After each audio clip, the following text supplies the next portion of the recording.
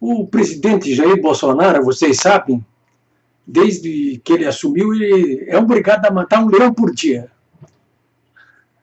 É tarefa pesada para qualquer matador, qualquer caçador profissional. Ele tem que matar um leão por dia. Hoje eu diria para vocês que ele já começou matando o leão de manhã cedo, aí, com essa reunião ministerial transmitida pela TV Brasil, pela Band, pela CNN. Eu mesmo, no meu blog, polibiobraga.com.br, transmiti ao vivo. Há pouco eu estava, inclusive, lendo o que escreveu a jornalista Carolina Bahia, da RBS aqui. A RBS aqui no Rio Grande do Sul é uma espécie da Rede Globo para o resto do Brasil. É uma afiliada, é uma pau-mandado da Globo. E ela estava tentando explicar por que razão o Bolsonaro resolveu transmitir ao vivo a sua reunião ministerial. Ora, cara pálida, então você não sabe, você que reclamou tanto há poucas semanas atrás do conteúdo da reunião ministerial do dia 22 de abril, denunciada pelo ex-ministro Sérgio Moro, e que não reclamou depois, quando conheceu o conteúdo, porque não era explosivo o conteúdo, nem prejudicava o Bolsonaro, até pelo contrário, muito pelo contrário.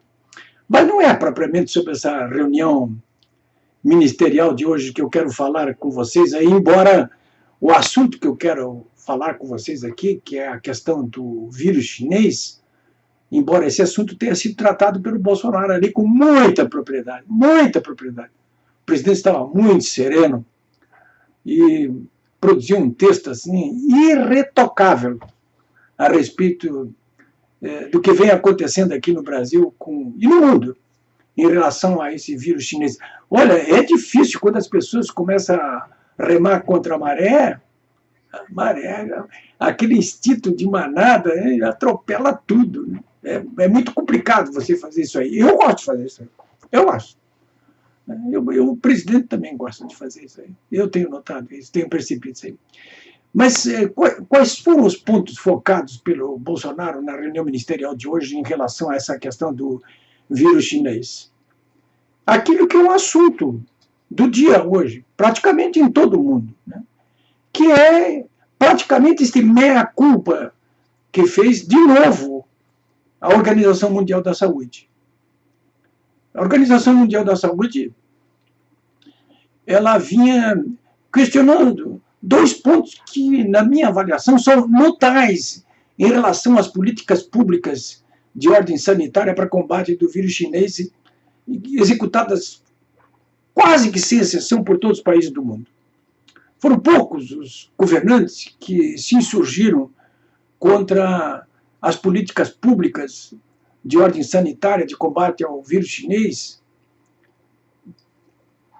que, de uma ou de outra forma, seguiam a cartilha da Organização Mundial da Saúde.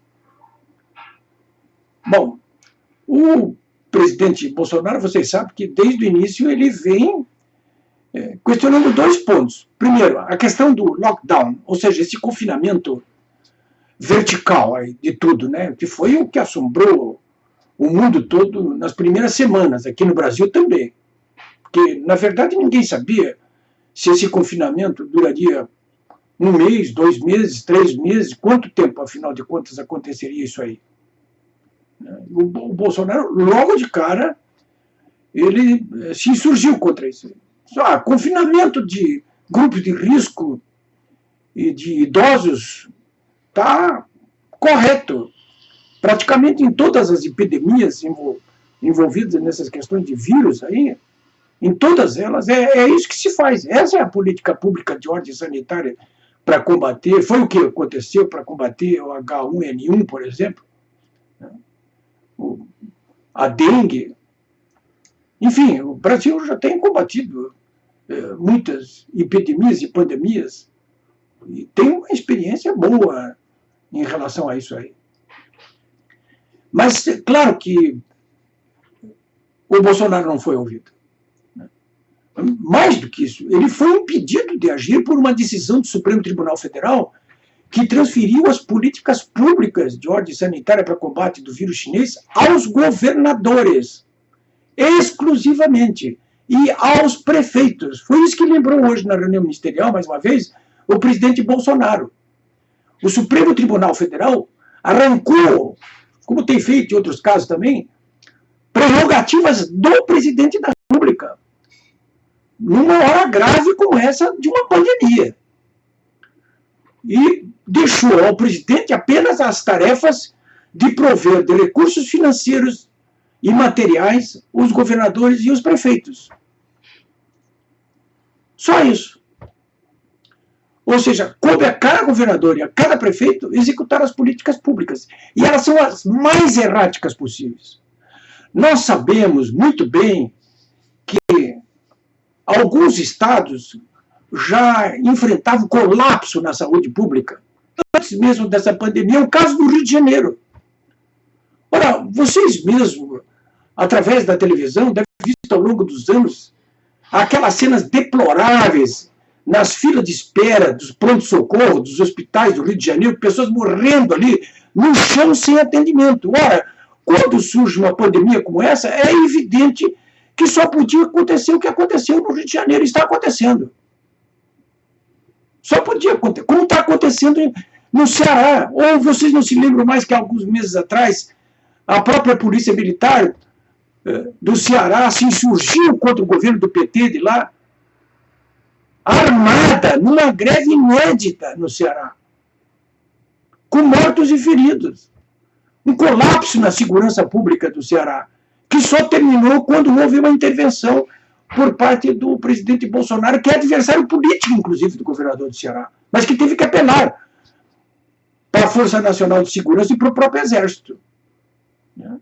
Ou alguém não sabia que já estava em colapso a saúde pública do Ceará, como foi o caso do Pará também, do Amazonas, de Manaus. Governos que, como o de Manaus e do Amazonas, convivem há décadas com corrupção da pior espécie, com governantes ladrões, maus gestores. Ou não se sabia disso aí? É claro que se sabia disso aí. E, apesar disso, o Supremo Tribunal Federal foi lá e disse: olha aqui, o governo federal, o presidente Bolsonaro, não pode se meter nisso aí. E não pode, evidentemente, definir uma política em relação a essas questões relacionadas com lockdown, ou confinamento horizontal, ou confinamento. Não existe uma política pública hoje, sanitária, de combate ao vírus chinês, nacional, por culpa única e exclusiva do Supremo Tribunal Federal e dos governadores e prefeitos que bateram palmas. E agora trate de pagar o pato, como já estão pagando o pato, como o Dória está pagando em São Paulo. Porque a responsabilidade é deles. Então, primeiro em relação a isso aí. E seguindo a cartilha de quem? No início, da própria Organização Mundial da Saúde. Há apenas 2 semanas, a Organização Mundial da Saúde, ela recrudesceu, inclusive, a sua orientação em relação a esse assunto aí. Mas, logo em seguida, teve que se penitenciar. Seguiu em função de um estudo científico publicado na revista inglesa The Lancet, que é especializada em saúde e medicina, né, e do New England Journal of Medicine, também de Londres. Então, a Organização Mundial da Saúde, com base nos estudos dessas 2 publicações, baixou um dictate lá: ó, fecha tudo, fecha tudo. E só voltou atrás, isso há 2 semanas apenas, e só voltou atrás quando essas 2 publicações foram desmascaradas, quando 6 cientistas de várias partes do mundo denunciaram que os dados usados pelos estudos publicados nas duas revistas eram falsos, coletados nos Estados Unidos por uma pequena empresa contratada de última hora. Só aí é que a Organização Mundial da Saúde veio atrás e disse: olha, eu estava errada. Organização Mundial. Eu estava errada. Eu não podia ter proposto, não podia ter determinado que o lockdown era necessário para conter o vírus chinês. Voltou atrás. E com isso, evidentemente, se alinhou com o que o próprio presidente Bolsonaro vem dizendo já há 3 ou 4 meses. E vem dizendo, por exemplo, um homem como Osmar Terra, deputado federal aqui do Rio Grande do Sul. ex-ministro do governo Temer, ex-ministro do Bolsonaro, que foi secretário da Saúde aqui do Rio Grande do Sul por 2 vezes, que combateu aqui com eficácia, na linha de frente, pela primeira vez no Brasil, epidemias como a da H1N1, que começou por aqui, porque veio da Argentina e do Uruguai, entrou aqui pela primeira vez. E da dengue. Quer dizer, um homem com essa qualificação, com esse histórico, foi praticamente crucificado por boa parte do eixo do mal, mas, sobretudo, por políticos inconsequentes ou consequentes demais e por quase toda a mídia tradicional, identificado como se fosse um bruxo, como se fosse um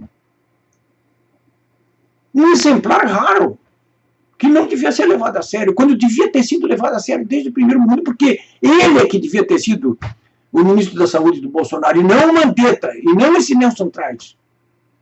Ministros que estiveram ali apenas para contrariar os interesses nacionais e não seguir as determinações do presidente. Então, em relação ao lockdown, é isso aí. Mas em relação a uma outra questão, que é de hoje, essa aí que eu vou colocar agora, que é da hidroxicloroquina.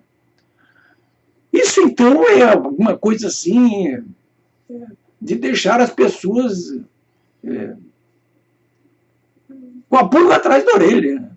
Porque a cada dia que passa se verifica que exemplos em todo o país do uso maciço da hidroxicloroquina vem dando resultados. E, no entanto, a própria Organização Mundial de Saúde, até 1 ou 2 semanas atrás, também vinha recomendando que não se levasse a sério isso aí. E agora voltou atrás, novamente, a Organização Mundial da Saúde. Mais uma vez, claro, se perfilando aí com o que já vinham dizendo personalidades como o Bolsonaro e como o deputado federal Osmar Terra, né? Enfim, para concluir isso aí, eu queria ainda trazer para vocês uma questão que é a desse pronunciamento feito ontem por uma das principais personagens da Organização Mundial da Saúde, que ela disse o seguinte, com todas as letras, preste bem atenção, hein? Uma alta dirigente da Organização Mundial da Saúde. Eu publiquei o texto todo, completo, aliás, isso aí em toda a imprensa mundial, dizendo simplesmente o seguinte, aquelas pessoas assintomáticas, ou seja, as que não revelam sintomas do vírus chinês, que corresponde a 80% da população de qualquer país, ou seja, de cada 8 de 10 pessoas são assintomáticas. Foi o que ela disse, com todas as letras. Ela disse o seguinte, olha, essas pessoas assintomáticas, elas não têm uma chance reduzidíssima de transmitir o vírus chinês. Ora, vocês sabem muito bem que as políticas públicas de todos os governos, de todos os países, inclusive aqui no Brasil, nossos governadores e prefeitos, ela está baseada num confinamento, não apenas dos grupos de risco e dos idosos, mas na prática de crianças, por exemplo, que são assintomáticas. Eu verifico todos os dias os boletins de epidemiologia aqui dos 2 principais hospitais de referência do Rio Grande do Sul, que é o Hospital Moinhos de Vento e o Hospital Conceição. Eu examino todos os dias esse boletim. Eu quero dizer para vocês o seguinte, ao longo dos últimos 3 meses, que foi quando começou o vírus chinês aqui no Rio Grande do Sul, eu não contabilizei sequer 10 casos de UTIs neonatais ou de UTIs pediátricas preenchidas por pessoas portadoras do vírus chinês. Nem 10 numa população de 11 milhões e 200 mil habitantes, que é a população do Rio Grande do Sul. Nem 10. Mortes, então, foi 1 ou 2, que eu nem consigo me lembrar. E, no entanto, nós temos políticas públicas aqui no Rio Grande do Sul, aliás, em todos os estados, que determinam com que essas crianças fiquem afastadas completamente das escolas, que fiquem afastadas dos seus avós, que fiquem afastadas... Só faltava ficar afastado dos seus pais também, nas creches, de lugar nenhum. Então, acho que hoje, nessa terça-feira, dia 9 de junho aqui, nós temos pelo menos essas 3 boas notícias aqui em relação ao vírus chinês, né? A questão da hidroxicloroquina, a questão do confinamento e essa questão dos assintomáticos aí, que não passam o vírus para ninguém. Então, é necessário que, ainda está em tempo, não dá mais para conter o desastre humano e o desastre econômico a que está sendo conduzido o Brasil aí, por obra e graça de governadores e de prefeitos que preferiram fazer o quê? Seguir recomendações erráticas da Organização Mundial da Saúde e, mais do que isso, fazer o jogo dos grandes laboratórios, porque é eles que estão por trás disso aí também, e fazer o jogo político. O internacional da China, que foi quem começou com esse vírus aí, demorou demais a comunicar e acabou infestando a humanidade aí com essa pandemia. E um jogo, que é ideológico também por trás, né? E econômico. Mas um jogo político, inclusive, aqui interno aqui no Brasil, que é de todos os setores aí que estão reunidos no eixo de mal, e diariamente arranjando algum tipo de questão para obstaculizar a ação do governo Bolsonaro, né? Gente de alta responsabilidade, inclusive, que, aliás, deveria ter alta responsabilidade, que se atrevem, como são os casos, por exemplo, dos ministros do Supremo Tribunal Federal, Celso de Mello, Alexandre de Moraes, o próprio Edson Fachin, que se atrevem diariamente, não apenas a determinar medidas que o governo deve ou não deve tomar, mas que se atrevem, inclusive, a se utilizar de uma retórica criminosa, de uma retórica inaceitável, pedante, autoritária,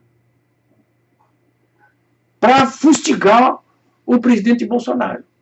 Gente como esses 3 ministros do Supremo Tribunal Federal, ou como o próprio presidente da Câmara, que hoje ainda voltou a fustigar agora o Ministério da Saúde, porque o Ministério da Saúde está querendo contabilizar de maneira correta as incorretas informações que está recebendo a respeito de casos de infectados, de mortes nos seus estados aí, inflando muito mais os números que deviam inflar.